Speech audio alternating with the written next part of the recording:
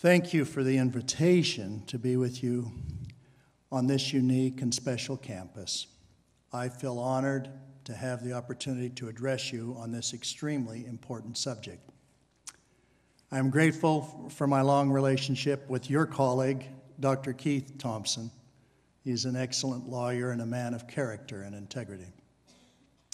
3 weeks ago, I met with my friend, Cardinal Timothy Dolan, in his home next to St. Patrick's Cathedral in New York City. We had a very productive meeting, part of which was a discussion of religious freedom. I told him I would be speaking to you here in Sydney. I have met with Cardinal Dolan several times. On 2 occasions, he hosted my colleague, Elder L. Tom Perry, and me for breakfast in his home. It is always a joy to be with him. He has a great Irish wit. During this last visit, we laughed about an event that followed one of those breakfasts. Cardinal Dolan was addressing a group of religious leaders when he saw me in the audience. He stopped mid-sentence and said, "Quentin, it is good to see you here. By the way, we haven't been able to find the silverware since you came to my home for breakfast." I am grateful for the close association we have with Catholic leaders in the United States and the friendship that allows us to work on common issues of mutual concern, even though our ecclesiastical doctrine is different in many important respects. I hope we can do that here in Australia.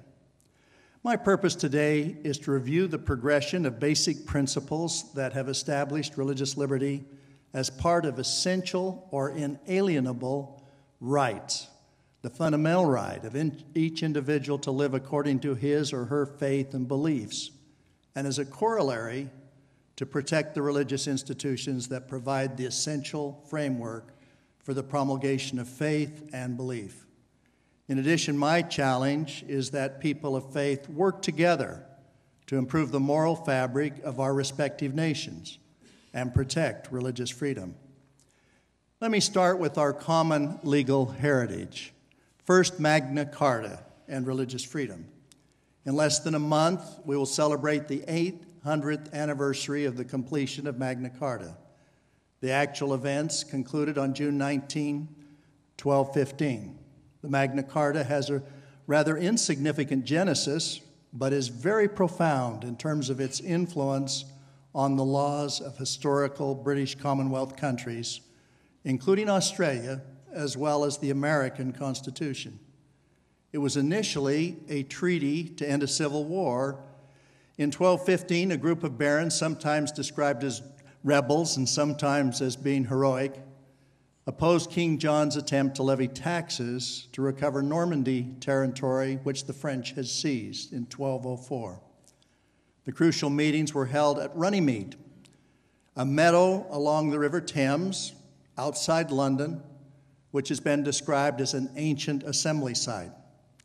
I first visited the commemoration site in June 1962 while I was a young missionary for the Church of Jesus Christ of Latter-day Saints.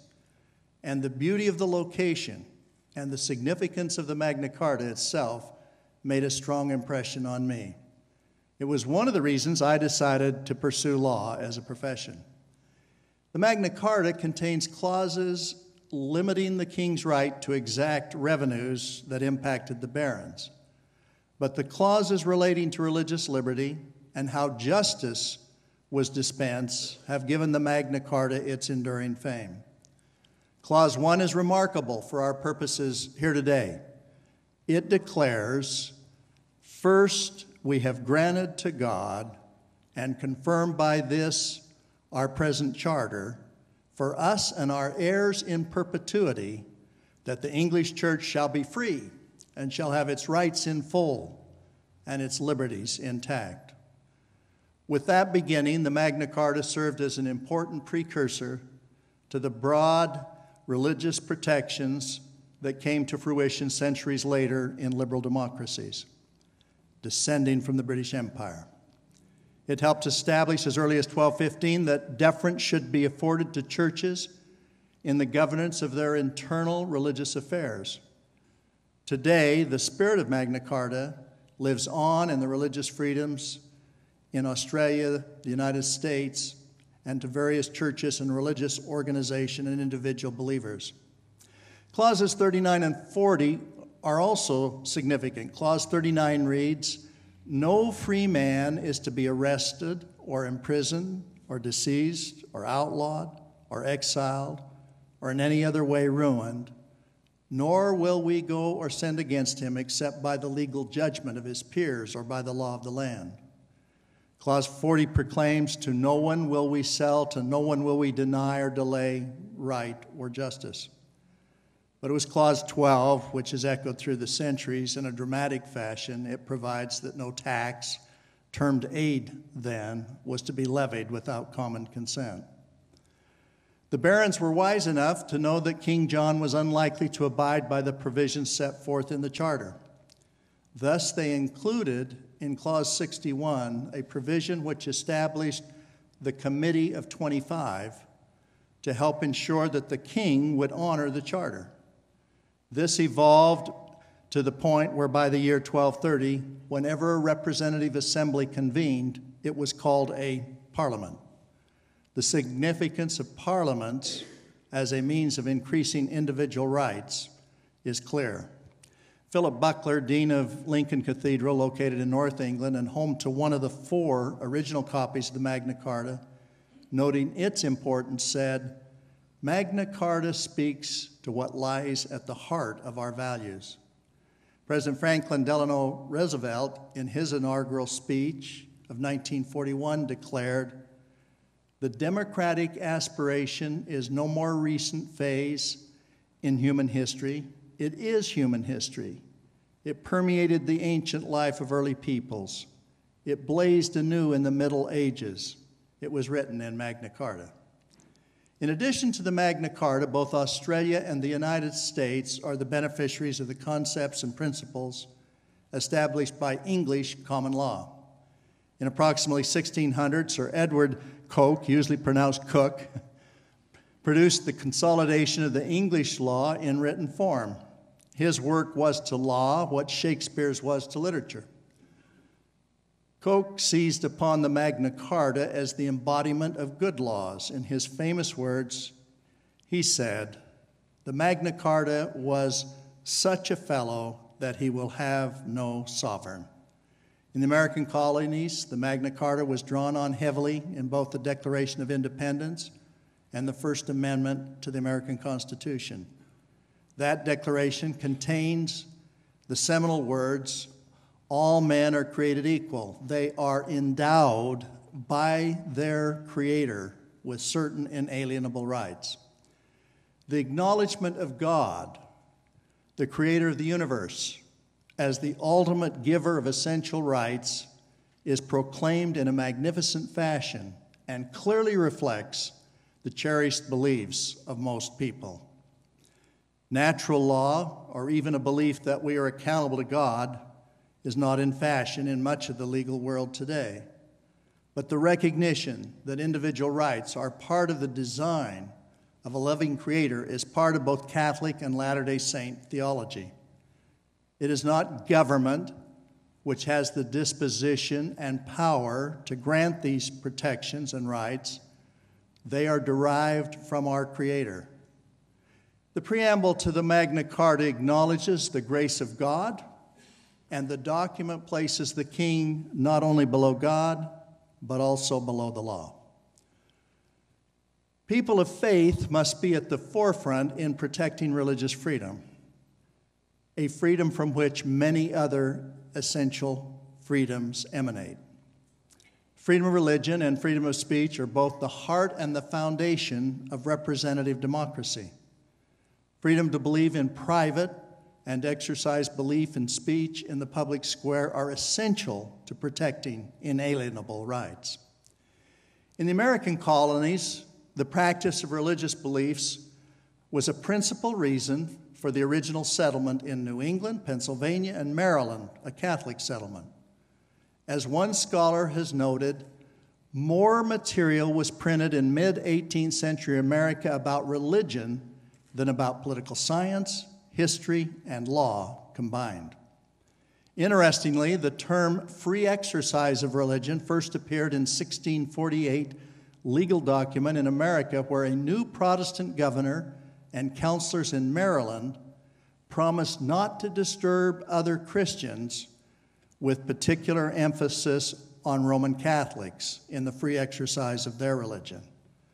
This represented the first attempt in the colonies to ensure that Protestants and Catholics could live together under circumstances of equality. Both Catholics and members of the Church of Jesus Christ of Latter-day Saints were persecuted in early American history, even after the founding of the new nation. In an international church-state symposium in 1998, then United States Senator Gordon Smith gave two examples. He pointed out that the nativist groups were organized to supposedly resist the insidious policy of the Church of Rome and other foreign influence against the institution of the United States by placing in all offices nothing but native-born Protestant citizens. Laws were passed that clearly discriminated against Catholics. Senator Smith notes that the same thing happened with respect to my faith. The Mormons were anti-slavery in Missouri. They were forced to leave Missouri under attack from serious mob violence and an extermination order from the governor of the state. Joseph Smith, the founding prophet of the Church of Jesus Christ of Latter-day Saints, was subsequently murdered by a mob in 1844, and church members fled westward across the Great Plains. Both Catholics and Latter-day Saints thrive in the United States today. The Catholic Church is the largest denomination in the United States with over 74 million members. The Latter-day Saint Church is the fourth largest with somewhat less than 7 million members. Notwithstanding these early aberrations that resulted in persecution, many of the founding fathers in the United States were committed to religious freedom. James Madison clearly favored religious pluralism. He stated, "In a free government, the security for religious rights consists in a multiplicity of sects." My plea today is that all religions join together to defend faith and religious freedom in a manner that protects people of diverse faith as well as those of no faith. We must not only protect our ability to profess our own religion, but also protect the right of each religion to administer its own doctrines and laws. Lord John Acton in 1862 said it this way: "Where ecclesiastical authority is restricted, religious liberty is virtually denied. For religious liberty is not the negative right of being without any particular religion, just as self-government is not anarchy. It is the right of religious communities to the practice of their own duties, the enjoyment of their own constitution, and the protection of the law, which equally secures to all the possession of their own independence." End of quote. To demonstrate this principle, I will now show a brief video featuring Clayton M. Christensen, a prominent Harvard University business professor and a member of the Church of Jesus Christ of Latter-day Saints. Some time ago, I had a conversation with a Marxist economist from China. He was coming to the end of a Fulbright fellowship here in Boston, and I asked him if he had learned anything that was surprising or unexpected. And without any hesitation, he said, "Yeah, I had no idea how critical religion is to the functioning of democracy. The reason why democracy works," he said, "is not because the government was designed to oversee what everybody does, but rather democracy works because most people, most of the time, voluntarily choose to obey the law. And in your past, most Americans attended a church or a synagogue every week, and they were taught there by people who they respected." My friend went on to say that Americans followed these rules because they had come to believe that they weren't just accountable to society, they were accountable to God. My Chinese friend heightened a vague but nagging concern I've harbored inside that as religion loses its influence over the lives of Americans, what will happen to our democracy? where are the institutions that are going to teach the next generation of Americans that they too need to voluntarily choose to obey the laws?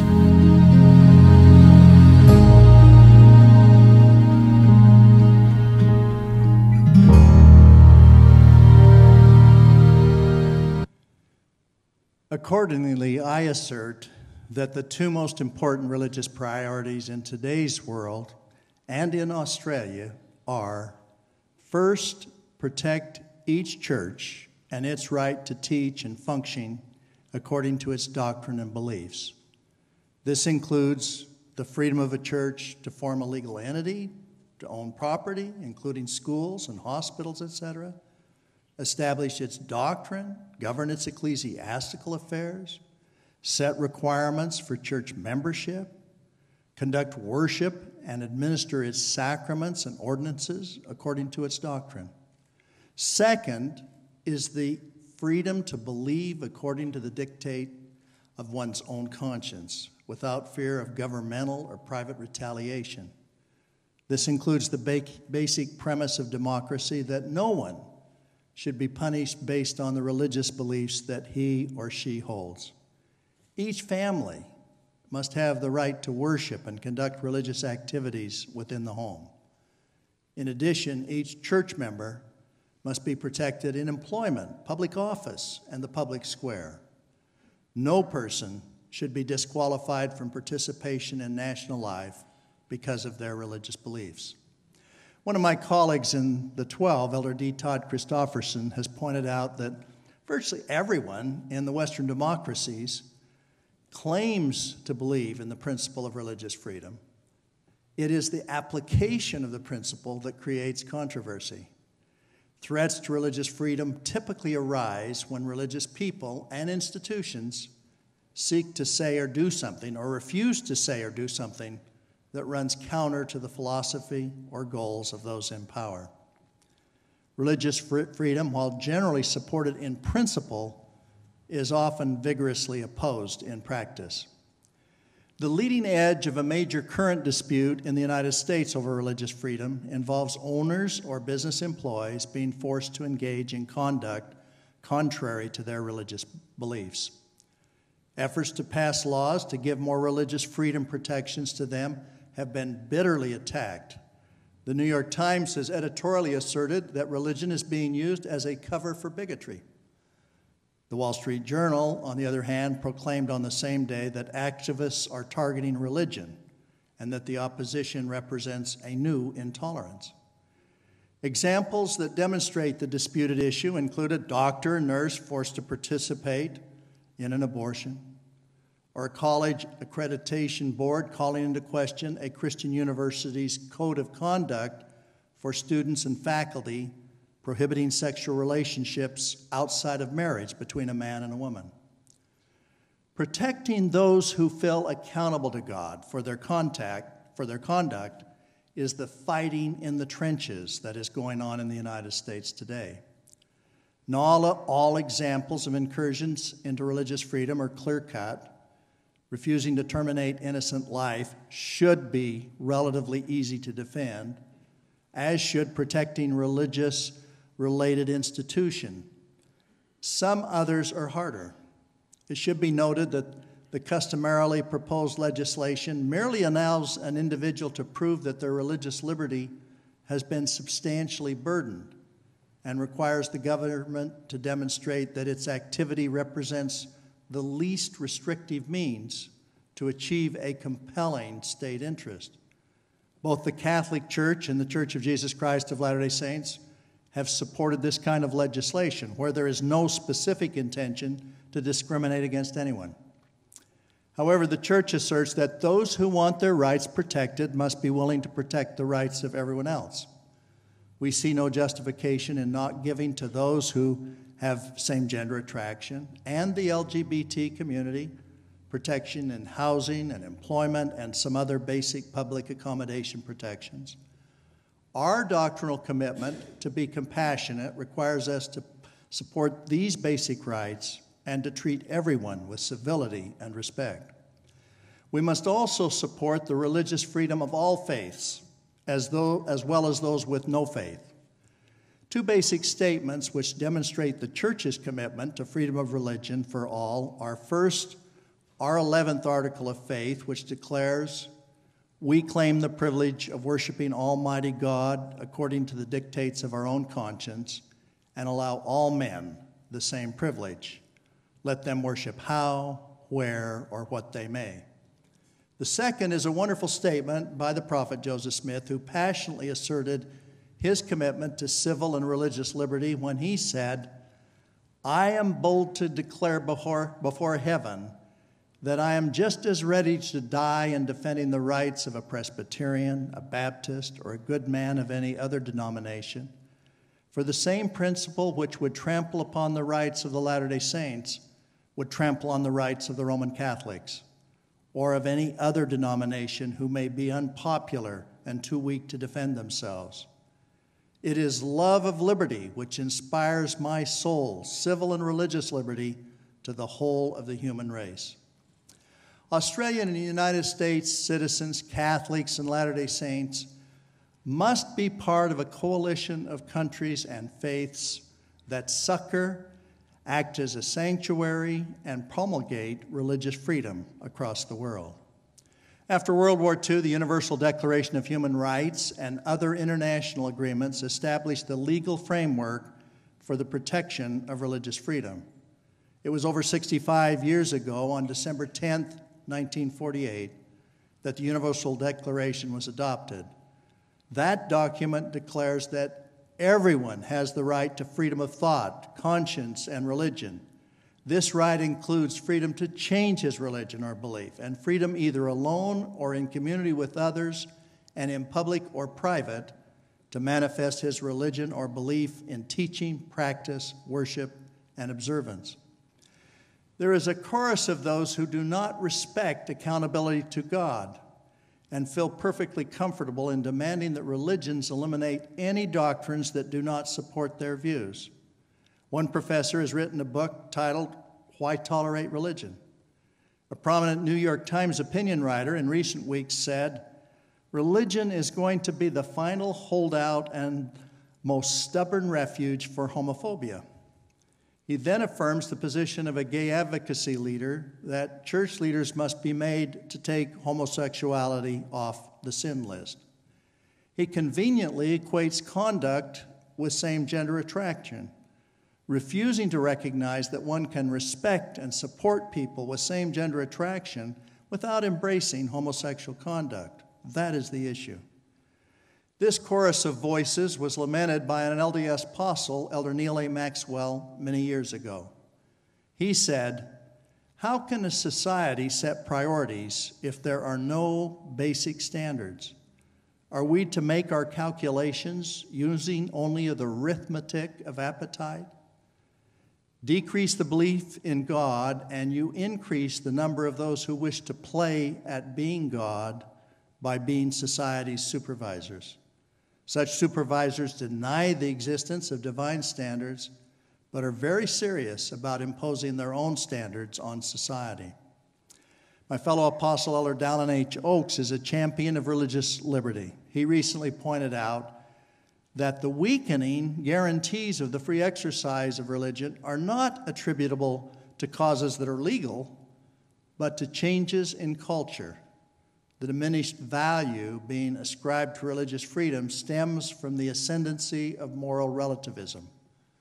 Today, an increasing and influential group deny or doubt the existence of God and insist that all rules of behavior are man-made, to be accepted or rejected as one chooses, because there is no such thing as right and wrong. We live in an increasingly godless and amoral society. Up to this point, I have emphasized issues primarily relating to the United States. So how does Australia measure up with respect to religious freedom? I do not pretend to be an expert on Australian law, and I express appreciation to lawyers in both the United States and here in Australia who have assisted me in this area. While no country is perfect and every country faces challenges, I'm pleased to say that to a very significant degree, all these vital safeguards for religion are woven into the fabric of Australian law and society. Though Australia has been the subject of domestic and international criticism where human rights are concerned, I note that Australia was one of the 8 nations originally involved in the drafting of the Universal Declaration of Human Rights, and that Doc Evatt, a former Australian cabinet minister, attorney general, and high court judge, was the very first president of the UN's General Assembly.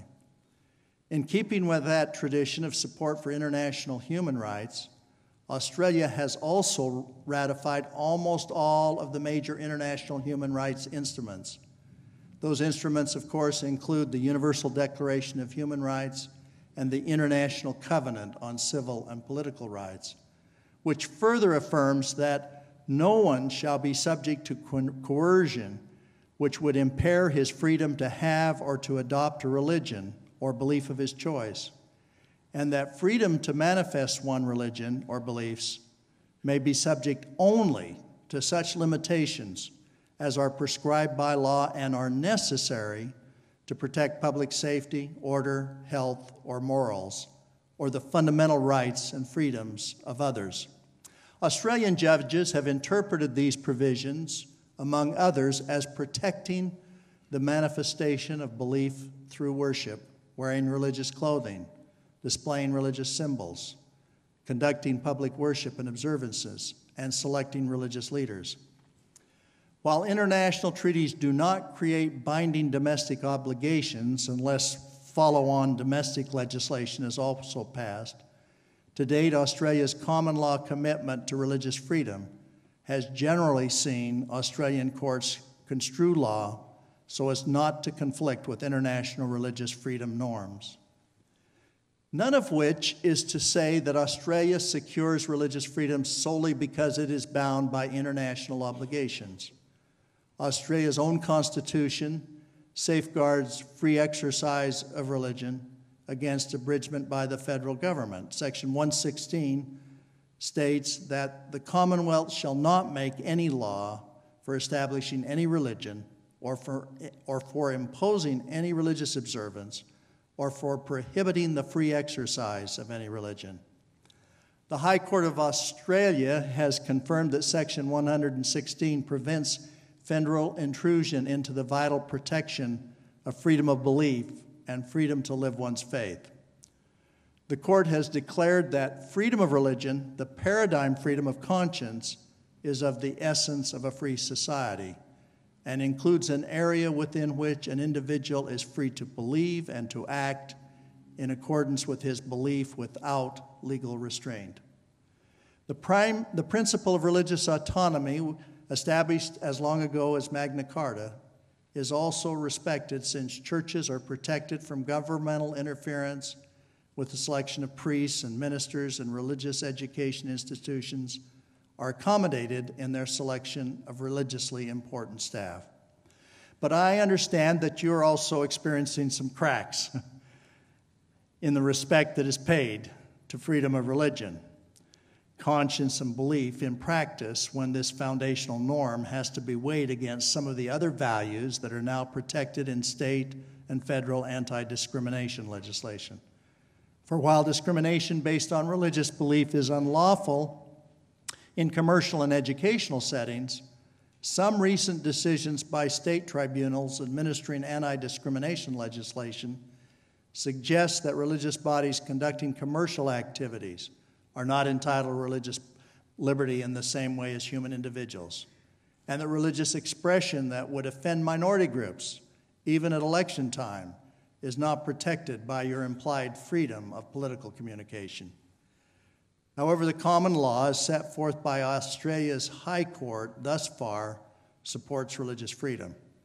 It has recognized for purposes of the common law that freedom of religious belief and expression is an important freedom generally accepted in Australian society, and thus a powerful consideration favoring restraint in the construction of broad statutory power. As a consequence, Australians have the right to share their faith and beliefs with others. Our own vibrant missionary program here in Australia is a testament to that. The Church of Jesus Christ of Latter-day Saints and its members have directly benefited from the protections Australia affords to the free exercise of religion.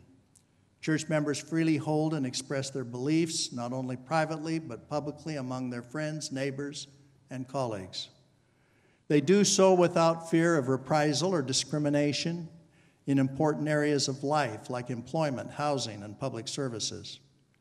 The church itself is free to establish and preach its doctrine, own property, establish local wards and stakes, call and release priesthood leaders, and otherwise govern its ecclesiastical affairs, all with little or no interference from government. A recent case involving the church illustrates the point. It involved a group of members who disagreed with the decision by church leadership on how best to organize the church and conduct its meetings. Opinions were strong and feelings were sensitive. Unfortunately, some sought to use the power of the courts to resolve the issue, to essentially dictate to the church how it should be organized or how it should operate. But Australia's judiciary upheld the church's freedom to govern its sacred ecclesiastical affairs, invoking international treaties and quoting the European Court of Human Rights. The Federal Court of Australia explained that religious liberty includes not only the right of individual conscience, but also the right of the church to govern itself and its religious affairs according to its doctrines as administered by inspired ecclesiastical leaders. Note that these powerful affirmations of the right of churches to govern themselves trace their origins directly to the Magna Carta. And those origins have been guarded over the centuries by Australia's courts and legislative bodies and by the people themselves. As a church, we are grateful for Australia's great heritage of protecting religious freedom. Without that freedom, God's great plan of happiness is frustrated because God's children are not fully able to exercise their agency and choose for themselves what they will believe, how they will act, and what they will become. But as with all societies that value religious freedom, the protections Australia affords to religious exercise are not perfect or immune from attack. Safeguarding religious liberty requires constant vigilance. Difficult social and legal issues that directly affect religious freedom are looming on the horizon. Here are just a few of the questions that Australia is facing or will likely soon face. If Australia follows the trend of many Western nations and defines marriage to include same-sex couples, will religious organizations continue to have the freedom to define marriage as solely between a man and a woman for all religious purposes? Will laws barring discrimination against LGBT persons have appropriate religious exemptions and protections so that religious organizations and people of faith can affirm their deeply held beliefs regarding marriage, family, and sexuality without retaliation? Will religious schools be permitted to have religious requirements for faculty, staff, and students? Will religious believers be excluded from certain professions because of their beliefs or expressions regarding sensitive social issues?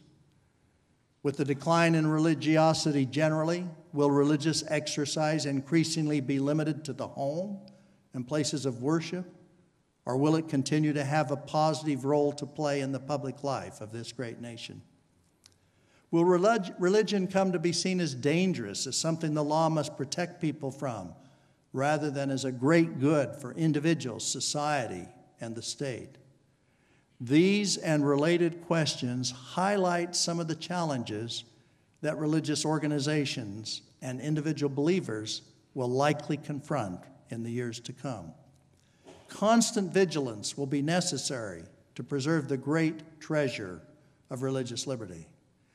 Before concluding, I wish to express my appreciation for my personal relationship with Catholic leaders in the United States and in other parts of the world. We have recognized that neither of our religions can compromise the essentials of our faith. We each strongly maintain adherence to our respective Christian doctrine. but have worked together on faith, family, and religious freedom. For several years, I have deeply admired Cardinal Francis E. George, the former Archbishop of Chicago who passed away last month. I mourn his passing. In April 2008, when he was serving as president of the U.S. Conference of Catholic Bishops, he invited Elder M. Russell Ballard and me to join with religious leaders from other U.S. faiths to meet with Pope Benedict XVI in New York.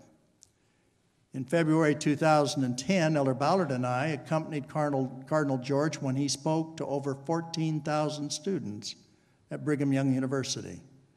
He explained how Catholics and Latter-day Saints must be partners in the defense of religious freedom. He referred to threats to religious freedom in America that are new to our history and to our tradition. Two of the examples he mentioned were threats to religious-based institutions from participating in abortions and the development of gay rights and the call for same-sex marriage. I participated in wonderful meetings with his successor presidents of the United States Conference of Catholic Bishops, Cardinal Timothy Dolan and Archbishop Joseph Kurtz. We are closely associated with them in working together to improve the moral fabric in the United States and protect religious freedom. A few weeks ago, Archbishop Bernardino Azza visiting Utah and spoke at a religious liberty symposium held at Utah Valley University. He is the Vatican's permanent observer of the Holy See to the United Nations. In his public remarks, he noted 4 areas where Catholics and the Church of Jesus Christ of Latter-day Saints share common beliefs: the family, education, charity, and being able to live and share one's faith. But he warned that aggressive secularism is placing these institutions and practices under threat. We were pleased that Pope Francis called a Vatican summit on issues relating to the family. 2 senior leaders from our church were invited to attend: President Henry B. Eyring of the First Presidency of the Church of Jesus Christ of Latter-day Saints and Apostle L. Tom Perry. We were particularly pleased that, along with many other faith leaders, President Eyring provided a significant address at that event.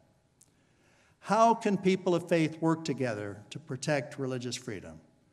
The Church of Jesus Christ of Latter-day Saints is trying to do its part to help ensure that freedom of religion remains a vibrant part of Australia's great heritage.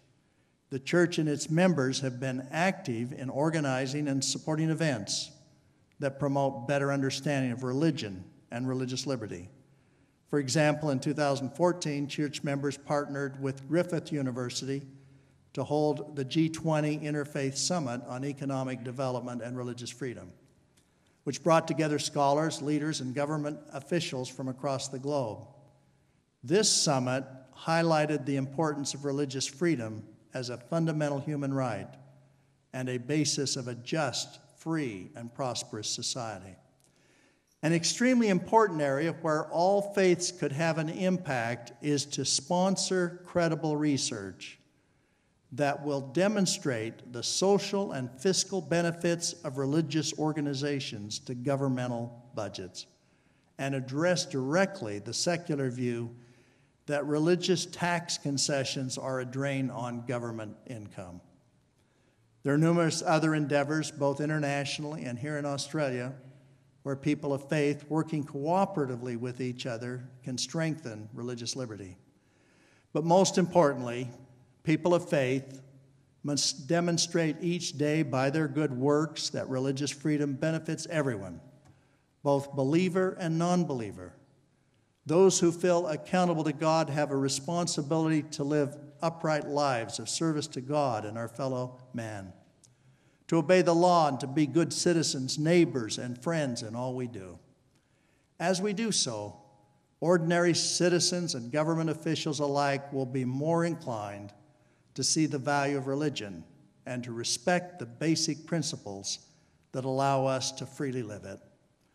There is no better demonstration of the great benefits associated with religious liberty than for devoted members of various faiths who feel accountable to God to model principles of integrity, morality, service, and love.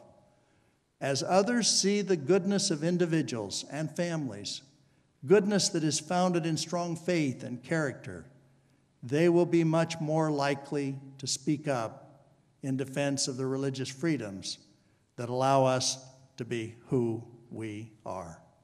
Thank you very much.